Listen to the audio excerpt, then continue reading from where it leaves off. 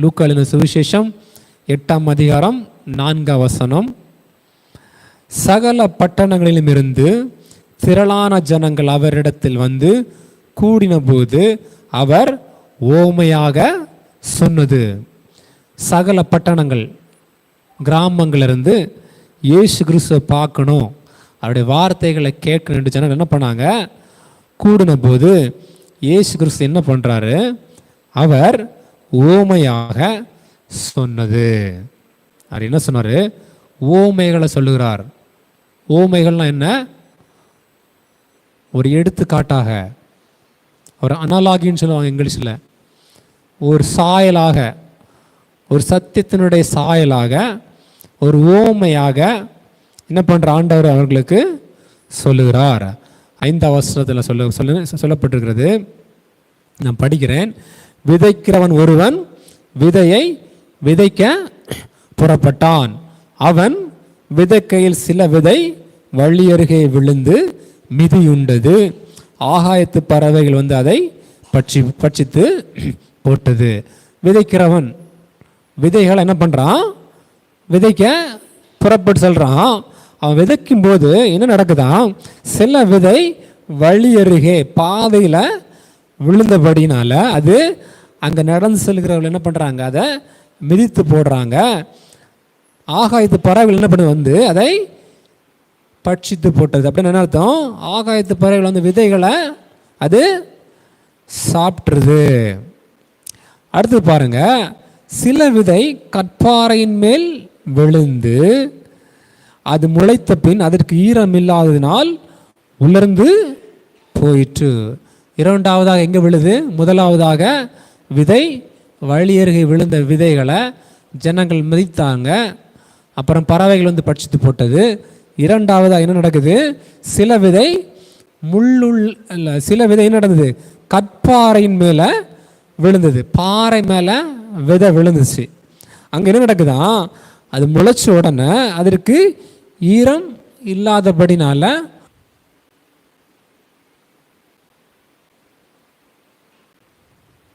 ஹல்லேலூயா, ஹல்லேலூயா.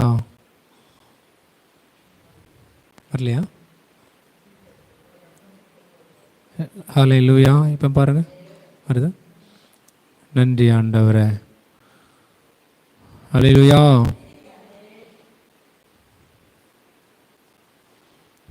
சரி,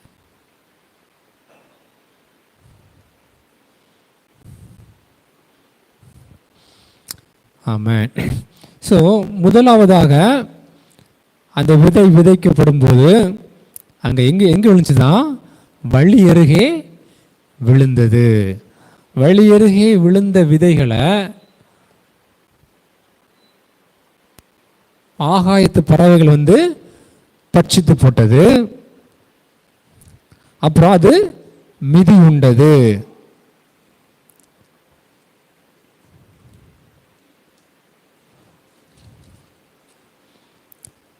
ஏழாவது வசனத்தை படிக்கிறேன். 6வது வசனம். சில விதை கற்பாறையின் மேல் விழுந்தது. அது முளைத்த பின் அதற்கு ஈரம் இல்லாதனால் உலர்ந்து போயிற்று. கற்பாறை இடத்துல நீங்கள் ஒரு விதையை போட்டால் அது வளர்ந்தா என்ன நடக்குமா? அதுக்கு ஈரம் இல்லாதபடினால உலர்ந்து போயிற்று. பாறையான இடத்துல நீங்கள் தண்ணி ஊற்றினா நிற்குமா? நிற்காது. அப்படி தானே? அது என்ன போயிட்டு உலர்ந்து போயிற்று. 7வது வசனத்தை படிக்கிறேன். சில விதை முள்ளுள்ள இடங்களில் விழுந்தது. முள் கூட வளர்ந்து அதை நெருக்கி போட்டது. மூன்றாவது விதை எங்கே விழுந்துச்சுதான்? முள்ளுள்ள இடங்களில் விழுந்ததுனால அது முள் வளர்ந்து இந்த விதை கனிதராப்படாதபடி அந்த முள் என்ன பண்ணிச்சா? எல்லா உரங்களையும் எல்லா தண்ணீர்களையும் எடுத்து இந்த விதைய அந்த செடியை நெருக்கி போட்டது. 8வது வசனம் இப்படியாக சொல்கிறது. சில விதை நல்ல நிலத்தில் விழுந்தது. அது முளைத்து 100 பலன் கொடுத்தது என்றார். இவைகளை சொல்லி கேட்கிறதற்கு காதுள்ளவன் கேட்க கடவன் என்று சத்தமிட்டு கூறினார். அல்லேலூயா. அப்ப இயேசு கிறிஸ்து அந்த திரளான ஜனங்களை பார்த்து உவமைகளாக பேசுகிறார். அதுல விதைக்கிறவனை பற்றிய ஒரு சத்தியத்தை அந்த ஜனங்களுக்கு சொல்லுகிறார். விதைக்கிறவன் ஒரு விதைக்க புறப்பட்டான். அவன் விதைக்கும் போது வழி அருகே விழுந்தது, அது மிதி உண்டது, ஆகாயத்து பறவைகள் வந்து பட்சித்து போட்டது. இரண்டாவது விதைகள் எங்கே விழுந்ததான்? ஒரு கற்பாறை நிலத்தில் விழுந்தபடினால, ஈரம் இல்லாதபடினால அது உலர்ந்து போயிற்று. மூன்றாவது வகையான விதைகள் எங்கே விழுந்ததான்? முள்ளுள்ள இடங்கள் விழுந்தபடினால சில அது என்ன பண்ணிச்சான்? முள் வளர்ந்து அதை நெருக்கி போட்டது. 8ஆம் வசனத்தில் எப்படி சொல்லப்பட்டிருக்குது? சில விதை நல்ல நிலத்தில் விழுந்து அது முளைத்து 100 பலன் கொடுத்தது என்றார். இவைகளை சொல்லி கேட்கிறதற்கு காதுள்ளவன் கேட்டு கடவன் என்று சத்தமிட்டு கூறினார். ஆமென். இதுல இருந்து உங்களுக்கு என்ன புரியுது? இயேசு கிறிஸ்து திரளான ஜனங்களை பாருது, இந்த ஓமை சொல்றாரு. யாருக்காவது ஏதாவது புரிஞ்சிருக்குமா? உங்களுக்கு புரிஞ்சிருக்கா? சோத்திரம். வேற யாருக்கா புரிஞ்சிருக்கா? மற்ற வசனங்கள் நீங்க அறியாமல் இருக்கும்போது அந்த ஓமையை பற்றி ஆண்டவர் வெளிப்படுத்தி சொல்லுகிறார் சீஷர்களுக்கு. அவர் வெளிப்படுத்தாம இருந்திருந்தா இந்த வசனத்தை குறித்ததான ஏதாவது சத்தியங்கள் நமக்கு தெரிந்திருக்குமா? இது எல்லாருக்கும் தெரிஞ்சது தானே. விதைக்கிறவன் விதைக்கும் போது சில விதை வழி அருகே விழுந்தா அது முளைக்காது, பாறையில் முளைக்காது, அப்புறம் முள்ளுள்ள இடங்களில் முளைக்காது, நல்ல நிலத்தில் விழுந்தா முளைக்கும். இது எல்லாருக்கும் தெரிஞ்சதுதான். அல்லேலூயா. ஆனால் இது என்னது? இது ஒரு ஊமை. இது வந்து சத்தியம் கிடையாது, இது ஒரு ஊமை. புரியுதா உங்களுக்கு? இதுக்குள்ளா இதை பேஸ் பண்ணி ஆண்டவர் என்ன பண்றாரு? சத்தியத்தை ஜனங்களுக்கு சொல்ல விரும்புகிறார். பிரியமானவர்களே, சரி, நம்ம அதோட எக்ஸ்பிளனேஷனை பார்ப்போம். 9ஆம் வசனத்தை படிக்கிறேன். அப்பொழுது அவருடைய சீஷர்கள் இந்த ஓமையின் கருத்து என்னவென்று அவரிடத்தில் கேட்டார்கள். ஓமை நல்லா இருக்கு ஆண்டவரே, ஆனா இதனோட கருத்து என்ன, இதோட பொருள் என்ன என்று சீஷர்கள் அவரிடத்தில் கேட்டார்கள். ஏன்? இது ஒரு ஓமை, எல்லாருக்கும் எளிதாக புரிகிற ஓமை. ஆனால் அதனுடைய கருத்து தெரியாவிட்டால் அந்த ஓமை நமக்கு எந்த அர்த்தத்தையும் கொடுக்காது. அதனால சீஷர்கள் கேட்கிறாங்க. அப்பொழுது அவருடைய சீஷர்கள் இந்த ஓமையின் கருத்து என்னவென்று அவரிடத்தில் கேட்டார்கள். 10ஆம் வசனத்தில் இயேசு கிறிஸ்து சொல்றாரு, அதற்கு அவர், தேவனுடைய ராஜ்யத்தின் ரகசியங்களை அறியும்படி உங்களுக்கு அருளப்பட்டது, மற்றவர்களுக்கோ அவர்கள் கண்டும் காணாதவர்களாகவும் கேட்டும் உணராதவர்களாகவும் இருக்கத்தக்கதாக அவைகள் ஊமைகளாக சொல்லப்படுகிறது. அப்போ இயேசு கிறிஸ்து என்ன சொல்றாரு பாருங்க, சீஷர்களை பார்த்து, தேவனுடைய ராஜ்யத்தினுடைய ரகசியங்களை அறியும்படி உங்களுக்கு அருளப்பட்டிருக்கிறது. ஆண்டவர் பாருங்க, இந்த விதை ஊமை வழியா அவர் வேற ஒரு சத்தியத்தை ஜனங்களுக்கு சொல்ல விரும்புகிறார். ஆமென்.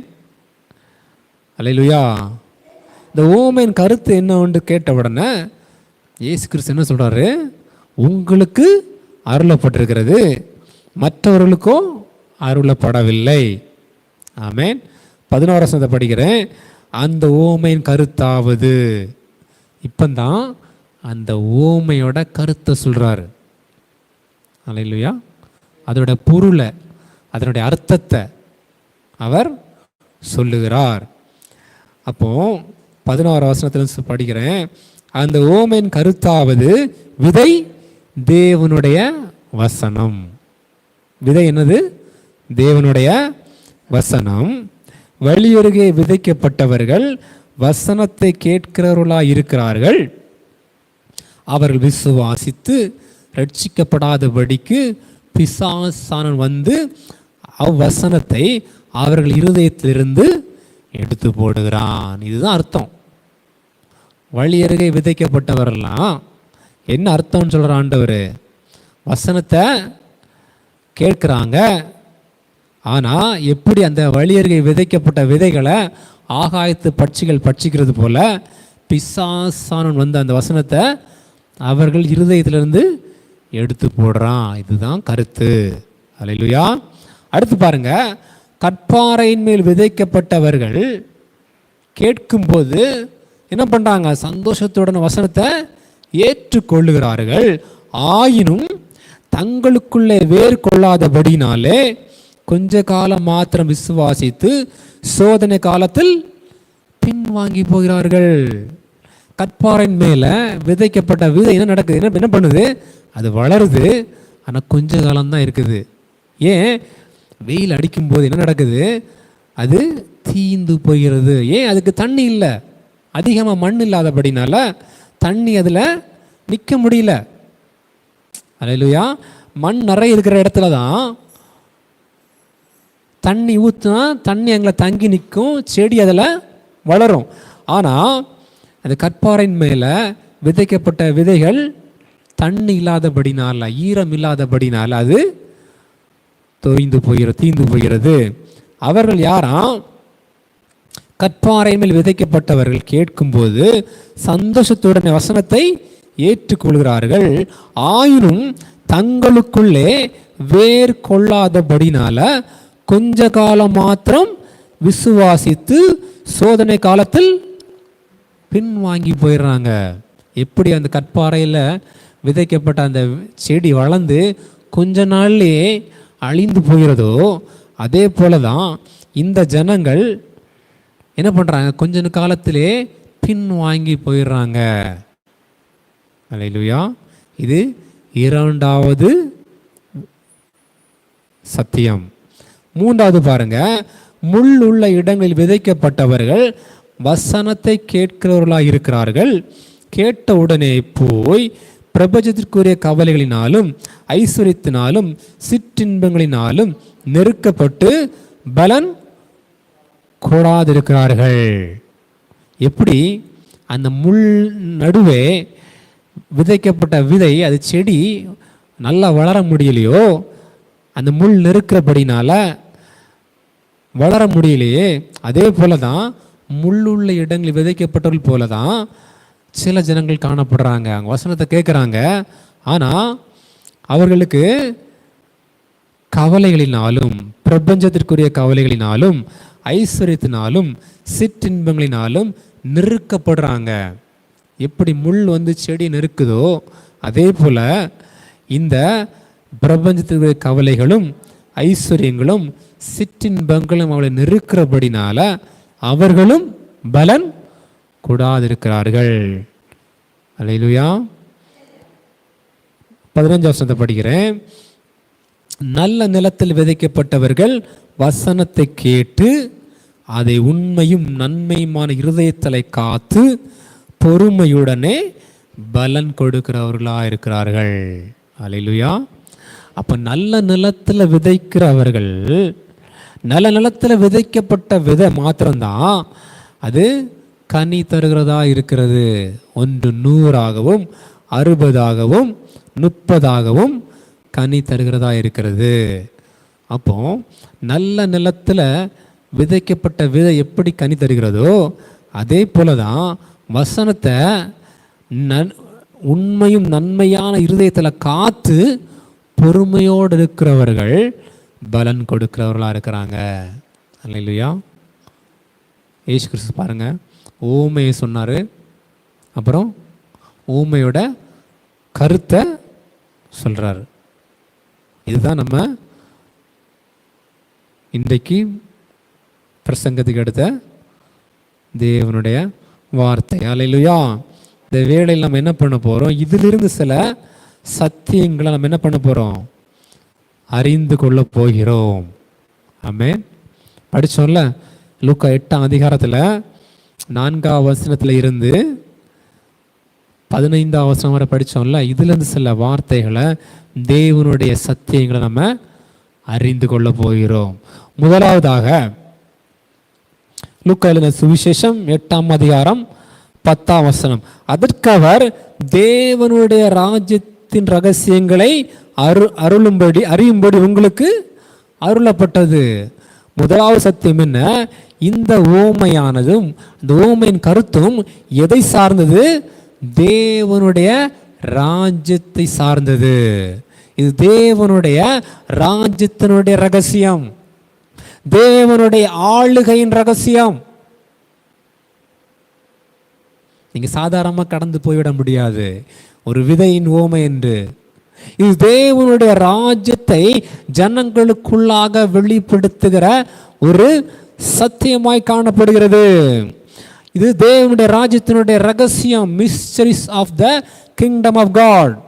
தேவனுடைய ராஜ்யம் இப்படிதான் இருக்கும் என்று இயேசு கிறிஸ்து ஜனங்களுக்கு உபதேசிக்கிறார்.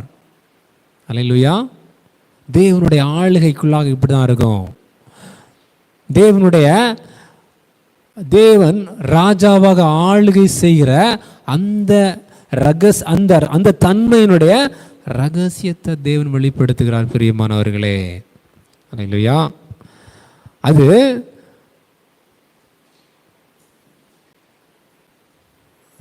பாருங்க, தேவனுடைய ராஜ்யத்தினுடைய ரகசியம். அந்த ரகசியத்தை அறிந்து கொள்ளும்படியாக இயேசு கிறிஸ்து சீஷர்களுக்கு உபதேசித்தார். கருத்தை சொல்றார், ஓமைய சொல்றாரு. ஆமென். இதுல பாருங்க, இயேசு கிறிஸ்து கிட்ட திரளான ஜனங்கள் வந்து சத்தியத்தை கேட்கும்படி வந்தார்கள். ஆனால் இயேசு கிறிஸ்து சீஷர்களுக்கு மாத்திரம்தான் அதை விவரித்து சொல்றாரு. அல்லேலூயா. அப்போ இயேசு கிறிஸ்து பாரபட்சம் பார்க்குறவரா? திரளான ஜனங்கள் வந்திருக்கிறாங்க. ஏன் இயேசு கிறிஸ்து சீஷர்களுக்கு மாத்திரம் தேவனுடைய ராஜ்யத்தின் ரகசியங்களை வெளிப்படுத்தணும்? கால்நடையாக நடந்து இயேசு கிறிஸ்துவை தேடி ஓடி வந்த ஜனங்கள் அநேகமாயிரம் ஜனங்கள். அவர்கள் தேவனுடைய வார்த்தைகளை கேட்கும்படி வந்தாங்க. ஆனால் இயேசு கிறிஸ்து தேவனுடைய ராஜ்யத்தின் ரகசியங்களை ஏன் சீஷர்களுக்கு மாத்திரம் அதை அறிவித்தார்? ஏன், என்ன காரணம்? ஏனென்றால் சீஷர்கள் மாத்திரம்தான் இயேசு கிறிஸ்துவின் இடத்துல வந்து இந்த ஓமையின் கருத்து என்னவென்று கேட்டார்கள். ஆமென். எல்லாரும் என்ன பண்ணாங்க? தேவனுடைய வார்த்தையை கேட்கும்படி வந்தாங்க. ஆனால் அந்த வார்த்தையினுடைய கருத்தை, அந்த வார்த்தையில் இருக்கிற சத்தியத்தை, அந்த வார்த்தையை குறித்ததன் அறிவை அடையும்படியாக சீஷர்கள் மாத்திரம்தான் இயேசு கிறிஸ்து வந்து கேட்குறாங்க. அதனால ஆண்டவர் சொல்றாரு, தேவனுடைய ராஜ்யத்தின் ரகசியங்களை அறியும்படி உங்களுக்கு அருளப்பட்டிருக்கிறது. நீங்கள் கேட்டபடினால, நீங்கள் வாஞ்சித்தபடினால, நீங்கள் விருப்பம் பட்டபடினால இந்த தேவனுடைய ராஜ்யத்தின் ரகசியங்களை அறியும்படி உங்களுக்கு அருளப்பட்டிருக்கிறது. லட்சக்கணக்கான ஜனங்கள் என்ன பண்ணுறாங்க? சபைக்கு போகிறாங்க, வாரம் சபைக்கு போகிறாங்க, ஆன்லைனில் பார்க்குறாங்க. ஆனால் தேவனுடைய வார்த்தையின் ரகசியங்களை அறியும்படி யாரெல்லாம் அவரிடத்துல கேட்கிறாங்களோ அவர்களுக்கு மாத்திரம்தான் தேவனுடைய ராஜ்யத்தினுடைய ரகசியம் அறியும்படி வெளியரங்கமாகும். அல்லேலூயா. மற்ற ஜனங்கள் வந்தாங்க, அவனுடைய வார்த்தையை கேட்டாங்க, கடந்து போய் விட்டார்கள். அந்த வார்த்தையினுடைய சத்தியத்தை அறிய வேண்டும் என்று அவர்களுக்கு ஒரு விருப்பம் இல்லை, ஒரு வாஞ்சை இல்லை. அல்லேலூயா. ஆனால் சீஷர்கள் மாத்திரம் தேவனுடைய வார்த்தையில் ஜீவன் இருக்கிறது, அந்த வார்த்தைக்குள்ள ஒரு சத்தியம் இருக்கிறது, அந்த வார்த்தை சத்தியமா இருக்கிறது, அந்த சத்தியத்தை அறியும்படியாக அவர்கள் மாத்திரம் இயேசு கிறிஸ்துவினிடத்தில் வந்து கேட்டாங்க. பிரியமானவர்களே, மற்ற ஜனங்கள் எப்படி இருந்தாங்களா? அவர்கள் கண்டும் காணாதவர்களாக இருக்கிறாங்க, கேட்டும் உணராதவர்களாக இருக்கிறாங்க. அல்லேலூயா. எல்லாருக்கும் ஆண்டவர் வசனத்தை ஊமை விவரித்தார். ஆயிரக்கணக்கான ஜனங்கள் வந்திருப்பாங்க, எல்லாருக்கும் விவரித்தார். ஆனால் ஒரு சில ஜனங்கள் மாத்திரம் அதனுடைய கருத்தை கேட்க வேண்டும் என்று அவரிடத்தில் வந்தார்கள். அவர்களுக்கு தேவனுடைய ராஜ்யத்தினுடைய ரகசியம் வெளியரங்கமாக்கப்பட்டிருக்கிறது. அல்லேலூயா. நீங்கள் எல்லாரும் தேவனுடைய வார்த்தையை கேட்க முடிய வந்திருக்கீங்க, சந்தோஷம். ஆனால் அந்த வார்த்தையினுடைய கருத்து என்ன, அந்த வார்த்தையினுடைய சத்தியம் என்ன என்று நீங்கள் அவரிடத்தில் கேட்கும்போது தான் அந்த வார்த்தையினுடைய சத்தியம் வெளிப்படும். பிரியமானவர்களே, தேவனுடைய ராஜ்யத்தினுடைய ரகசியம் வெளிப்படும். மற்ற ஜனங்கள் வந்தாங்க, கேட்டாங்க, போனாங்க. அவர்கள் கண்டும் காணாதவர்களாக இருக்காங்க, கேட்டும் உணராதவர்களாக இருக்கிறாங்க. நீங்கள் தேவனுடைய வார்த்தையை கேட்டு அதை உணராமல் இருக்கும்போது அந்த வார்த்தையினால் உங்களுக்கு பிரயோஜனம் இல்லை. கண்டும் காணாதவர்களாக இருப்பீங்க, கேட்டும் உணராதவர்களாக இருப்பீங்க. தேவனுடைய ராஜ்யம் உங்களுக்குள்ளாக காணப்படாது. தேவனுடைய ராஜ்யத்தினுடைய மேன்மைகள் உங்களுக்குள்ள காணப்படாது. தேவனுடைய ராஜ்யத்தினுடைய ரகசியம் உங்களுக்குள்ள காணப்படாது. அல்லேலூயா. இயேசு கிறிஸ்து சொல்றாரு, தேவனுடைய ராஜ்யத்தின் ரகசியங்களை அறியும்படி உங்களுக்கு அருளப்பட்டது. நீங்கள் கேட்டபடினால, நீங்கள் வாஞ்சித்தபடினால உங்களுக்கு அருளப்பட்டிருக்கிறது. அவர்கள் வாஞ்சித்தபடினால, சீஷர்கள் வாஞ்சித்தபடினால நமக்கும் அருளப்பட்டிருக்கிறது. அந்த ஓமையின் கருத்து ஆண்டவர் சொல்றார். பிரியமானவர்களே, அல்லேலூயா. தேவனிடத்தில் நீங்கள் கேளுங்க, இயேசு கிறிஸ்துவனிடத்தில் கேளுங்க. நீங்கள் பிரசங்கத்தை கேட்குறீங்க, அநேகம் ஆயிரம் பிரசங்கங்களை கேட்குறீங்க, அனுதினம் கேட்குறீங்க. அதனுடைய சத்தியத்தை, அதனுடைய ரகசியத்தை நம்ம இயேசு கிறிஸ்துவனிடத்தில் கேட்கணும். பிரியமானவர்களே, ஆவியானவர் இடத்துல கேட்கணும். அவர் நமக்கு சத்தியத்தை குறித்ததான அந்த அறிவை நமக்கு உணர செய்வார். அல்லேலூயா, ஆமென். அந்த ஜனங்களை போல நம்ம காணப்படக்கூடாது. திரளான ஜனங்கள் இயேசு கிறிஸ்துவை தேடி வந்தாங்க. சபைக்கு திரளான ஜனங்கள் வராங்க அனுதினமும். ஆனால் அவரிடத்துல வந்து அந்த ரகசியத்தை கேட்கிறவர்கள் மாத்திரம் பெற்றுக்கொள்கிறார்கள். மற்றவர்களுக்கு அதனால் எந்த பிரயோஜனமும் இல்லை. அல்லேலூயா. நீங்கள் தேவனுடைய ராஜ்யத்தின் ரகசியத்தை அறிய வேண்டும் என்று விரும்பினால், சீஷர்களை போல் அறிய வேண்டும் என்று விரும்பினால் அவரிடத்துல நீங்கள் கேளுங்க. அவர் உங்களுக்கு சத்தியத்தை வெளிப்படுத்துவார். அது ராஜ்யத்தினுடைய ரகசியம், இந்த பூமியினுடைய ரகசியம் அல்ல, பரலோகத்தின் ரகசியமும் அல்ல. அது தேவனுடைய ராஜ்யத்தினுடைய ரகசியம், தேவனுடைய ஆளுகையின் ரகசியம். அல்லேலூயா. அதை தேவன் உங்களுக்கு வெளிப்படுத்துவார். ஆமென். அல்லேலூயா. அதுல முதலாவதாக நம்ம 4 விதமான ஜனங்களை இந்த ஊமையில பார்க்கலாம். புரியுதா உங்களுக்கு? 4 விதமான ஜனங்கள் காணப்படுறாங்க இந்த பூமியில. அதுதான் ஆண்டவர் சொல்றாரு. 4 விதமான இடத்தை அவர் சொன்னார்ல. முதலாவது இடம் வழி, வழி அருகே. இரண்டாவது இடம் கற்பாறை. மூன்றாவது இடம் முள்ளுள்ள இடம். நான்காவது இடம் நல்ல இடம். இதே போல தான் இந்த பூமியில 4 ஜனங்கள் காணப்படுறாங்க. 4 விதமான ஜனங்கள் காணப்படுறாங்க. அதுல முதலாவதாக உள்ள ஜனங்களை குறித்து நம்ம படிப்போம். லூக்கா 8:12 வழி அருகே விதைக்கப்பட்டவர்கள் வசனத்தை கேட்கிறவர்களாயிருக்கிறார்கள். அவர்கள் விசுவாசித்து ரட்சிக்கப்படாதபடிக்கு பிசாசானவன் வந்து அவ்வசனத்தை அவர்கள் இருதயத்திலிருந்து எடுத்து போடுகிறான். முதலாவது ஜனங்கள். அல்லேலூயா. 4 விதமான ஜனங்கள்ல முதலாவது விதமான ஒரு விதமான ஜனங்கள் எப்படிப்பட்டவர்களா இருக்கிறாங்க? அவர்கள் வழி அருகே விதைக்கப்பட்ட வசனத்தை போல விதை போல இருக்கிறாங்க. எப்படி இருக்கிறாங்க? வழி அருகே விதைக்கப்பட்ட விதையை போல காணப்படுகிறார்கள். அவர்கள் என்ன பண்றாங்க? வசனத்தை கேட்கிறவர்களா இருக்கிறாங்க. அல்லேலூயா. எல்லா ஜனங்களும் வசனத்தை கேட்கிறவர்களா காணப்படுறாங்க. சபைக்கு வராங்க, ஆண்டவர் இடத்துல வராங்க, வசனத்தை கேட்கிறவர்களா காணப்படுறாங்க.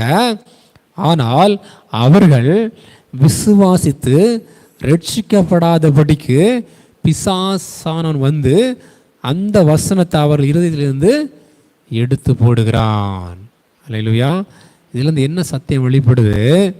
வசனத்தை கேட்கிறவர்களாய் மாத்திரம் இருந்தா நம்ம விசுவாசிக்க முடியாது.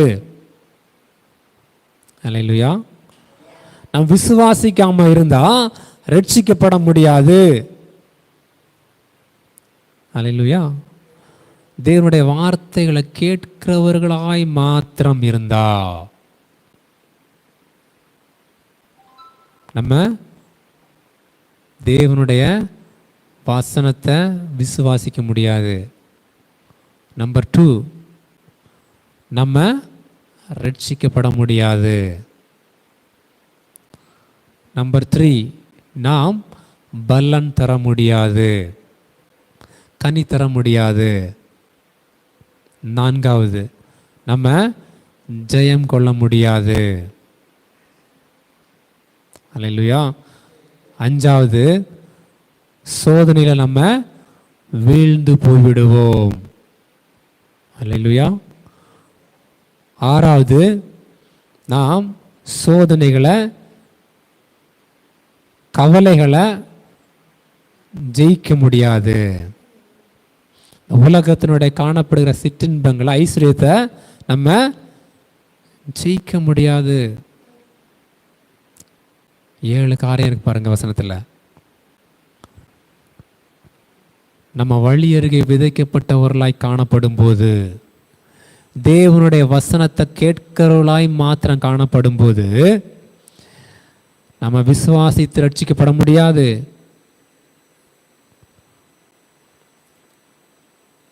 சோதனை காலத்தில் பின்வாங்கி போய்விடுவோம். பிரபஞ்சத்திற்குரிய கவலைகளும் ஐஸ்வர்யமும் சிற்றின்பங்களும் நம்மளை பலன் கொடாதிருக்க பண்ணும். புரியுதா உங்களுக்கு? தேவனுடைய வார்த்தைகளை கேட்கிறவர்களாய் மாத்திரம் இருந்தா நம்மளால பலன் கொடுக்க முடியாது பிரியமானவர்களே. அப்போ தேவனுடைய வார்த்தைகள் நம்மளை என்ன பண்ணுது? இல்லை என்ன புரியுது உங்களுக்கு? தேவனுடைய வார்த்தைகளை கேட்கிறவர்களாய் மாத்திரம் இருந்தா நம்மளால சோதனைகளை ஜெயிக்க முடியாது, ரட்சிக்கப்பட முடியாது, விசுவாசிக்க முடியாது, கனி தர முடியாது, பலன் தர முடியாது. அப்போ தேவனுடைய வார்த்தை தான் நமக்கு என்ன பண்ணுது? ரட்சிப்பை கொடுக்கிறது, விசுவாசத்தை கொடுக்கிறது, வெற்றியை கொடுக்கிறது, கனி தரும்படியாக செய்கிறது. தேவனுடைய வார்த்தைகள் நமக்குள்ளாக காணப்படும் போதுதான் அந்த வார்த்தைகள் கனி தர செய்கிறது. ஆனால் இந்த வழி அருகே விதைக்கப்பட்டவர்கள் வசனத்தை கேட்கிறவர்களாய் மாத்திரம் இருக்கிறபடினால அவர்களால் எதுவும் பண்ண முடியவில்லை. என்ன காரணம்? பிசாசானவன் வந்து அந்த வசனத்தை அவர்கள் இருதயத்திலிருந்து எடுத்து போடுகிறான். நீங்கள் வசனத்தை கேட்குறீங்க, அந்த வசனம் நமக்குள்ளே இருக்குதா? இல்லை பிசாசானவன் வந்து அதை எடுத்து போடுறானா? வசனத்தை கேட்கிறோம்ல, தேவனுடைய வார்த்தைகளை கேட்கிறோம்ல, அந்த வசனம் நமக்குள்ளா காணப்படுதா? இல்லை பிசாசானவன் அந்த வசனத்தை நம்முடைய இருதயத்திலிருந்து எடுத்து போடுகிறானா? அது எப்படி கண்டுபிடிக்கலாம்? நம்ம கனி தராது இருக்கும்போது. அல்லேலூயா. சோதனைகளில் நம்ம ஜெயிக்க முடியாமல் இருக்கும்போது நீங்கள் உணர்ந்து கொள்ள வேண்டும், வசனம் எனக்குள்ள இல்லை. அல்லேலூயா.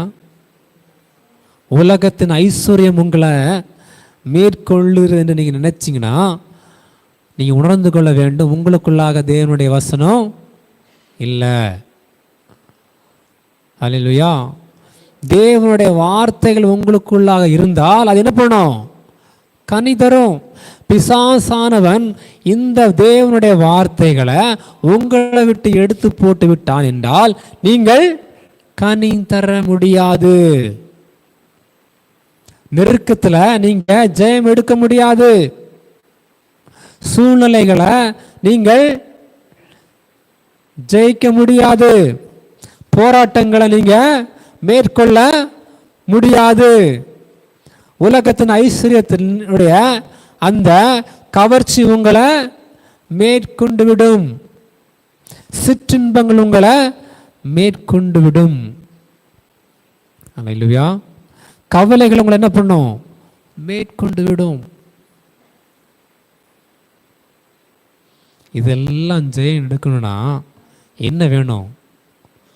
தேவனுடைய வசனம் நமக்குள்ளா இருக்கணும். எங்க இருக்கணும்? நம்முடைய இருதயத்துக்குள்ளா இருக்கணும். அதனால தான் பிசாசன் என்ன பண்ணுறான்? அவனுடைய மிக முக்கியமான வேலை என்ன? இந்த வசனங்களை நம்முடைய இருதயத்திலிருந்து எடுத்து போடுறான். வசனம் இருந்தால் தானே நீ விசுவாசிப்ப. வசனம் விசுவாசித்த தானே ரட்சிக்கப்பட முடியும்.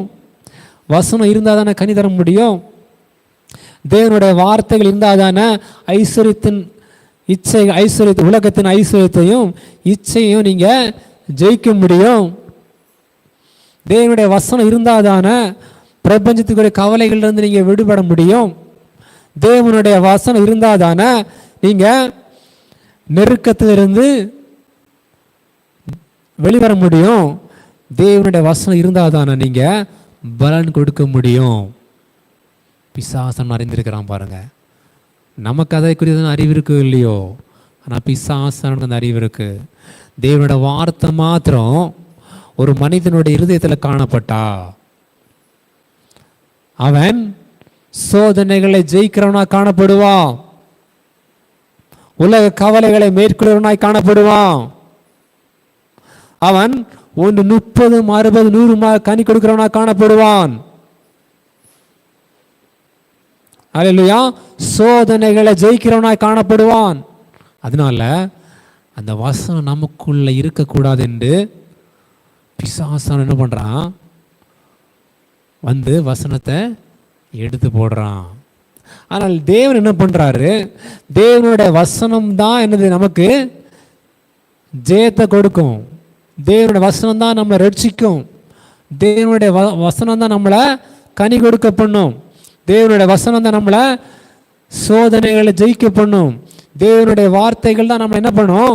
பிரபஞ்சத்துக்குரிய கவலைகள் நம்மளை விடுதலையாக்கும் என்று தேவன் அறிந்திருக்கிறபடினால அவர் என்ன பண்றாரு? அந்த வசனத்தை நமக்குள்ளாக நம்முடைய இருதயத்திற்குள்ளாக வைக்க வேண்டும் என்று அவர் முயற்சிக்கிறார். பிசாசான அந்த வசனத்தை எடுத்து போட வேண்டும் என்று அவன் முயற்சிக்கிறான். அல்லேலூயா. புரியுதா உங்களுக்கு? தேவனுடைய வசனம்தான் உங்களுடைய வாழ்க்கையை தீர்மானிக்கிறதாய் காணப்படுகிறது. நீங்கள் சோதனைகளை ஜெயிக்கிறதும் ஜெயிக்காமல் இருக்கிறதும் தீர்மானிக்கிறது என்னது? தேவனுடைய வார்த்தை. அல்லேலூயா. நீங்கள் கனி கொடுப்பதும் கனி கொடாதிருப்பதும் எதை சார்ந்திருக்கிறது? தேவனுடைய வார்த்தை உங்களுக்குள்ள இருக்குதா இல்லையா என்பதை சார்ந்திருக்கிறது. அல்லேலூயா. இந்த பிரபஞ்சத்துக்குரிய கவலைகளை நீங்கள் ஜெயிப்பதும் ஜெயிக்காமல் இருப்பதும் எதை சார்ந்திருக்குது? தேவனுடைய வார்த்தை உங்களுக்குள்ள இருக்கிறதா இல்லை என்பதை சார்ந்திருக்கிறது. பிரியமானவர்களே, தேவனுடைய வசனம் மாத்திரம் உங்களுக்குள்ளாக காணப்பட்டுனா அல்லேலூயா நீங்கள் ரட்சிக்கப்பட்டவர்களாக காணப்படுவீங்க. நீங்கள் விசுவாசிக்கிறவர்களாக காணப்படுவீங்க. நீங்கள் ஜெயம் எடுக்கிறவர்களாக காணப்படுவீங்க. சோதனைகளை ஜெயிக்கிறவர்களாக காணப்படுவீங்க. வேதனைகளை மேற்கிறவர்களாக காணப்படுவீங்க. கனி தருகிறவர்களாய் காணப்படுவீங்க. அல்லேலூயா. கவலைகளை மேற்கொள்கிறவர்களாய் காணப்படுவீங்க. தேவனுடைய வசனம் உங்களுக்குள்ள இருந்தால். ஆமென். அதுதான் ராஜ்யத்தினுடைய ரகசியம். தேவனுடைய ராஜ்யத்தினுடைய ரகசியம் என்னவா?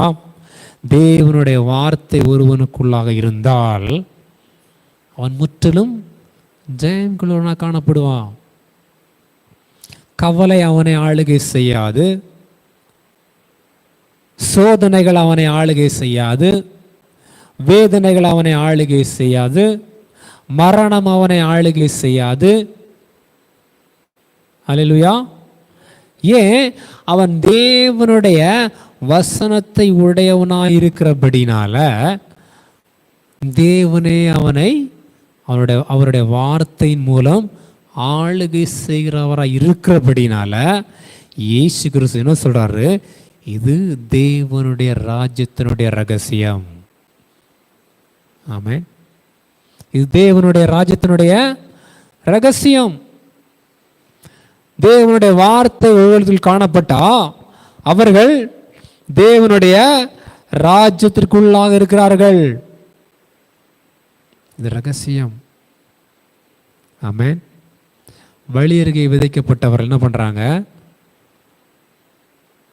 அந்த வசனத்தை உடனே என்ன பண்ணுதான்? பிசாசானவன் எடுத்து போடுறான். அவர்களால் ஒன்றும் பண்ண முடியாது. ஆலயத்துக்கு வருவது அவர்களுக்கு பிரயோஜனம் இல்லை. வசனத்தை கேட்கிறது அவர்களுக்கு பிரயோஜனம் இல்லை. ஏன்? விதையை தான் எடுத்துட்டானே. அப்புறம் எப்படி விதை வளர்வது? அப்புறம் எப்படி வளர்ந்து கனி தருவது? புரியுதா உங்களுக்கு? அவங்க தான் வழி அருகே விதைக்கப்பட்டவர்கள். தேவனுடைய வார்த்தைகளை பிசாசானவன் வந்து எடுத்து போடுகிறான். அவள் தேவனுடைய வார்த்தையை கேட்குறாங்க. ஆனால் அவள் என்ன பண்ணலை? மத்தேயு எழுதின சுவிசேஷத்தில் 13ஆம் அதிகாரத்தில்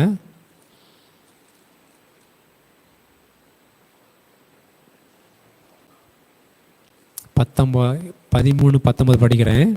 மத்தேயு எழுதின சுவிசேஷம் 13ஆம் அதிகாரம் 19ஆம் வசனம். ஒருவன் ராஜ்யத்தின் வசனத்தை கேட்டும் உணராதிருக்கும்போது பொல்லாங்கன் வந்து அவன் இருதயத்தில் விதைக்கப்பட்டதை பறித்து கொள்ளுகிறான்.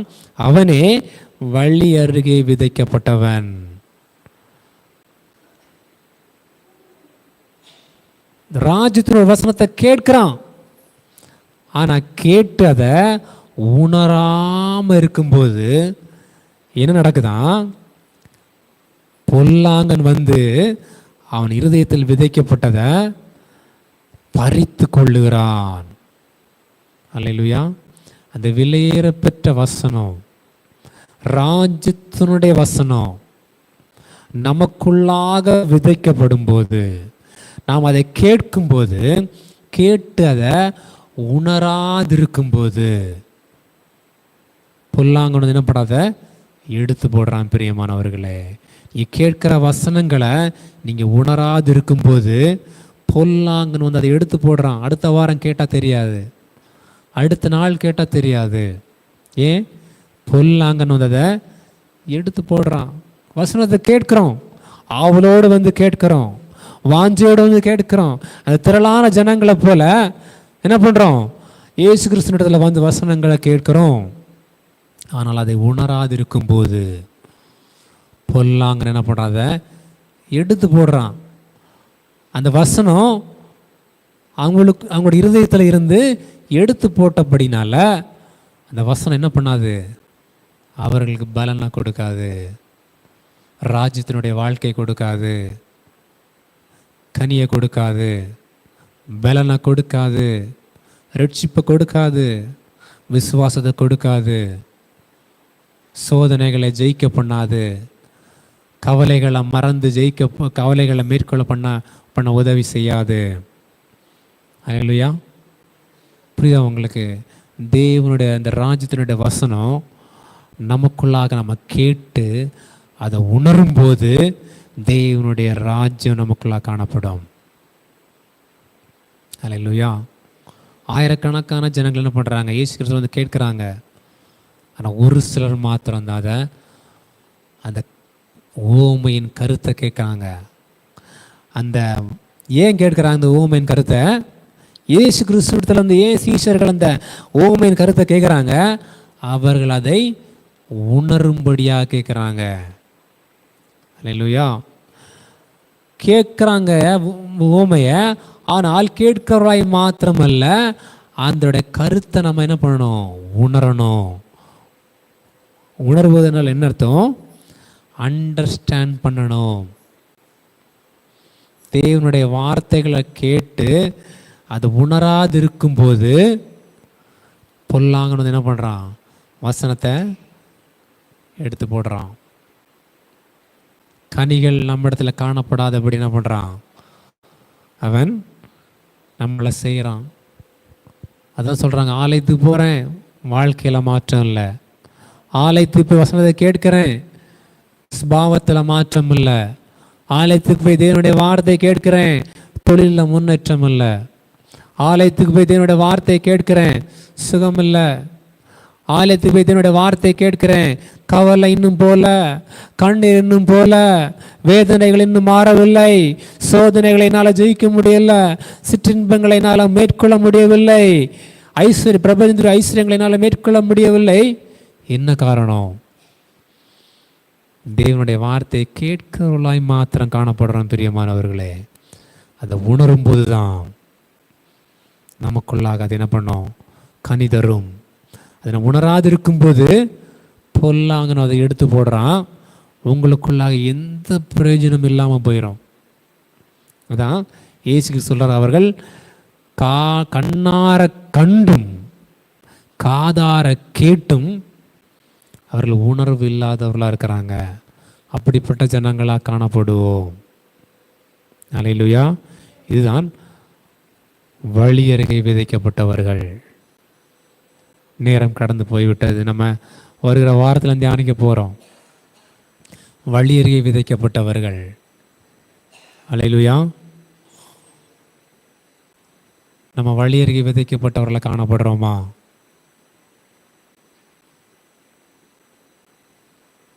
தேவனுடைய வார்த்தைகள் நமக்குள்ள கிரியை செய்கிறதா?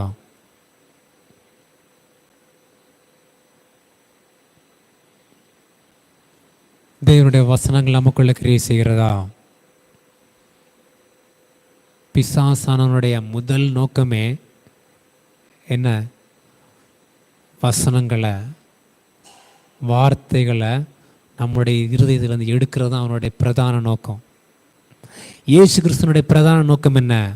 வசனங்களை, வார்த்தைகளை, ராஜ்யத்தின் வசனத்தை நம்முடைய இருதயத்துக்குள்ளாக வைக்க வேண்டும் என்பது அவருடைய முதலாவது நோக்கம். அல்லேலூயா. அதனால தான் இயேசு கிறிஸ்து கிராமங்கள் தோறும், பட்டணங்கள் தோறும் தேவனுடைய ராஜ்யத்தினுடைய ரகசியத்தை, தேவனுடைய வார்த்தைகளை அவர் பிரசங்கித்தார். தேவன் அவருடைய வார்த்தைகளை நமக்குள்ளாக வைக்க வேண்டும் என்று விரும்புகிறார். பிசாசன் தேவனுடைய வார்த்தைகளை நம்ம விட்டு எடுக்க வேண்டும் என்று விரும்புகிறான்.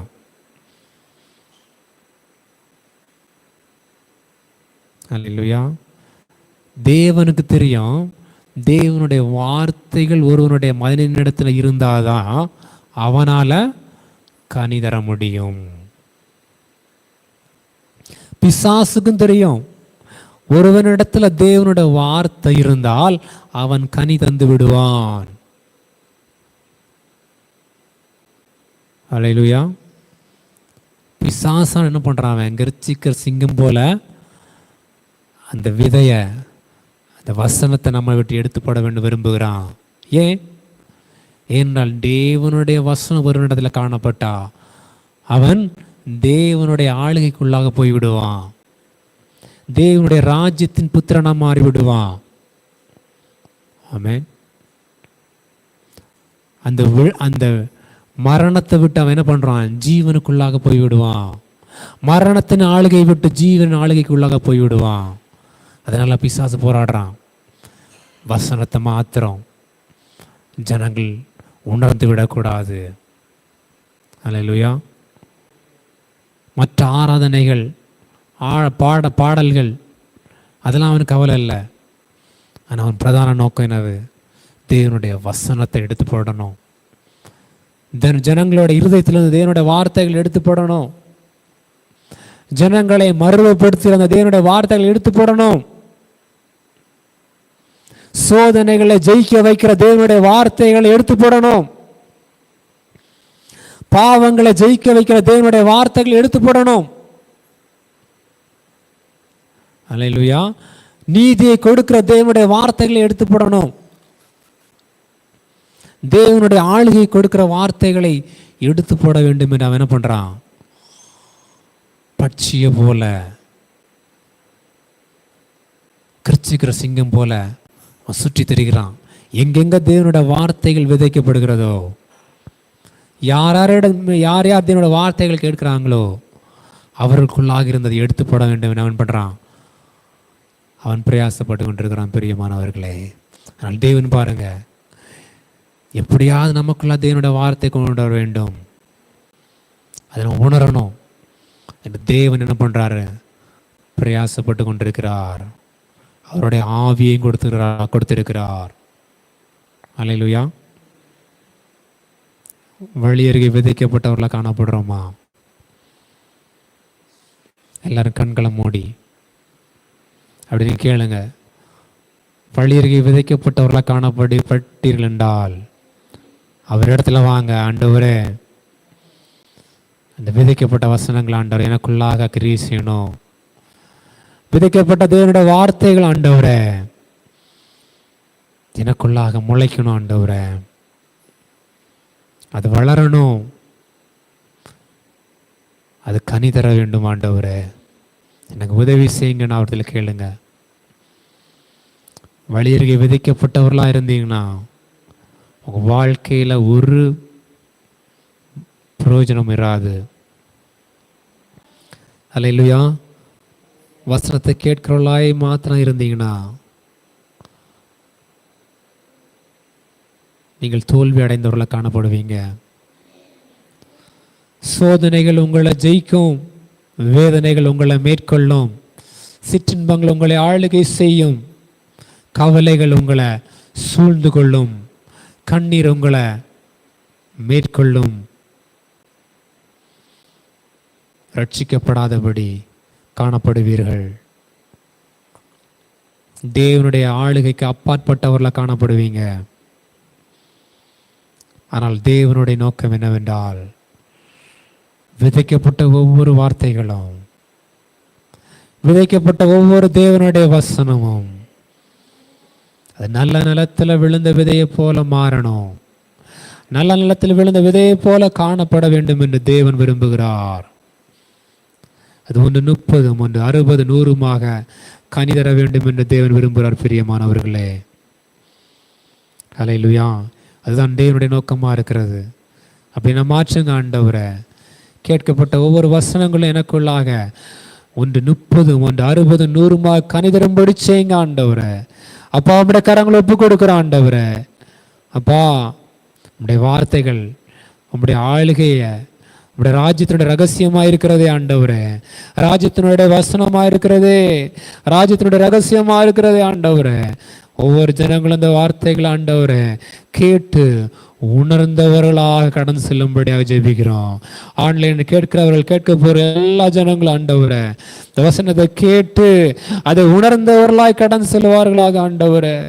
கேட்கிறவர்களாய் மாத்திரமல்ல, இது கேட்டு உணர்ந்து கடந்து செல்வர்களாக எங்களை மாற்றுங்க. இயேசுவின் நாமத்தில் பிதாவே, ஆமென். நாத்துமாவே கர்த்தரை சோத்திரி, முழு உள்ளமே அவருடைய பரிசுத்த நாமத்தை சோத்திரி. நாத்துமாவே கர்த்தரை சோத்திரி, அவர் செய்த சகல உபகாரங்களை மறவாதே. ஆமென், ஆமென், ஆமென். ஹல்லேலூயா. God bless you. அடுத்த வாரம் சந்திப்போம். வழியருகே விதைக்கப்பட்டவர்களாய் நாம் காணப்பட கூடாது. ஆமென்.